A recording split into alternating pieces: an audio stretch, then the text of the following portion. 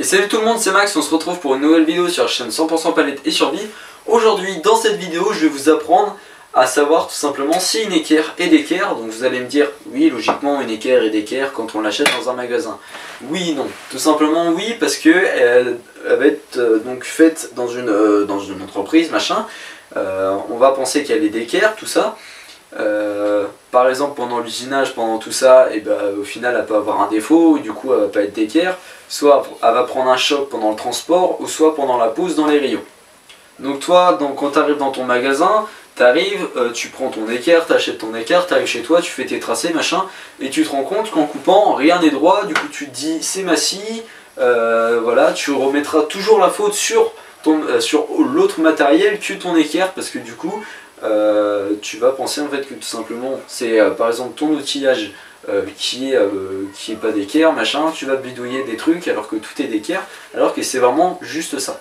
Donc pour savoir si une équerre est d'équerre, c'est pas compliqué, on a besoin d'une équerre et d'un crayon. Donc c'est pas compliqué, tout simplement on va prendre notre équerre juste ici comme cela, tac, donc moi elle est un peu tordue là mais ça c'est rien. On vient tout simplement prendre notre crayon, faire un tracé comme si on voulait faire un tracé normal, comme ceci. Et ensuite, on a juste tout simplement à retourner son équerre comme ceci.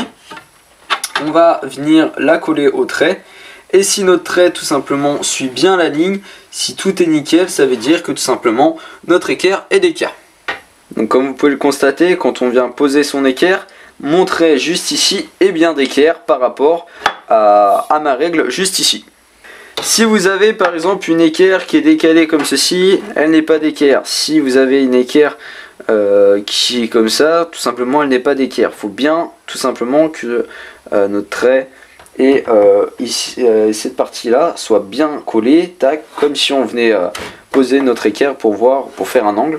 Donc là on voit bien que cette équerre est bien d'équerre.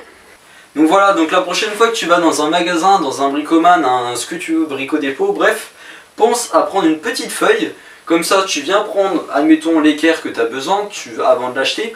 Tu fais donc un premier tracé, tu la retournes, tu regardes si c'est d'équerre, tu la prends, si c'est pas d'équerre, tu la prends et tu vas la donner à l'accueil, comme ça au moins ça évite pour les gens qui connaissent pas la technique de prendre une équerre qui n'est pas d'équerre.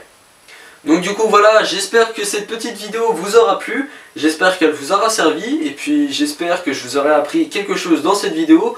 N'hésitez pas à liker ou vous abonner ou partager ou commenter si vous voulez, sinon c'est pas grave. En tout cas je vous remercie énormément de regarder mes vidéos jusqu'au bout, pour les personnes qui restent jusqu'à la fin.